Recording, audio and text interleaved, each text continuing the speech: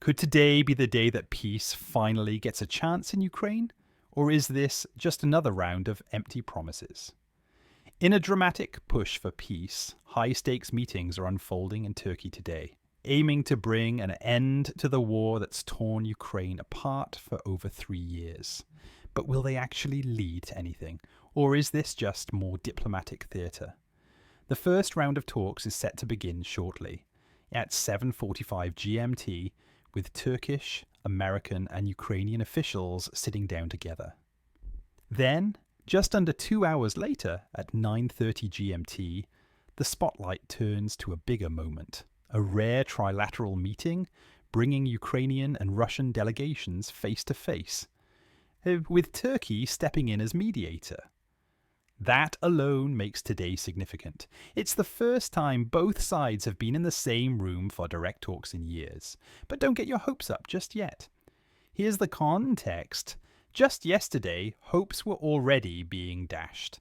There were no talks between Russia and Ukraine, despite both sides having representatives in Istanbul. Ukrainian President Volodymyr Zelensky turned up, true to his word. Russian President Vladimir Putin, nowhere to be seen. The US is also in the mix, with Secretary of State Marco Rubio flying in for a NATO meeting. He wasn't exactly optimistic about today's talks, bluntly saying, "We don't have high expectations." The only real breakthrough will come from direct talks between President Trump and President Putin. Zelensky, on the other hand, is still clinging to the possibility of peace. He's made it clear that Ukraine is ready to talk, but only if Russia treats the process seriously.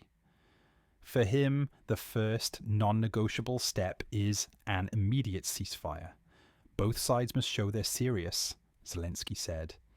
If we can agree a ceasefire today, even at a technical level, then let's do it.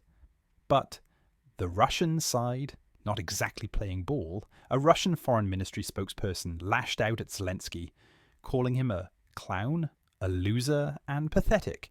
And that's hardly diplomatic language. Meanwhile, the war rages on. On the ground in Ukraine, Russia claimed on Thursday that it had captured 2 more small settlements in the eastern Donbass region. Vitaly Shevchenko from BBC Monitoring, reporting live from Istanbul, summed up the situation. Hopes are low, but at least for the first time in years, they'll be in the same room. It's been a game of who blinks first. Russia sent a low-level delegation led by presidential advisor Vladimir Medinsky.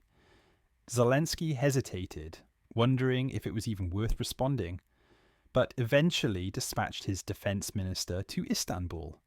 And the gap between both sides? Huge. Ukraine wants a ceasefire.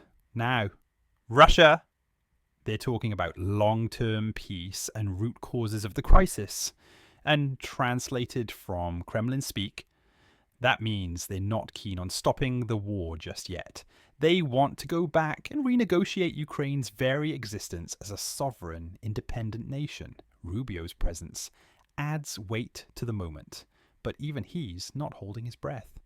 Interestingly, Russia's lead delegate Medinsky mentioned the word compromises yesterday. What kind of compromises? No one knows. Russia still insists. No new weapons for Ukraine. No more NATO dreams. They want to keep at least 5 regions they currently control. For Ukraine, those demands are a complete non-starter. So, will today's meetings be a genuine step toward ending the war, or just more smoke and mirrors? Stick around. This could be the start of something big, or just another missed chance at peace.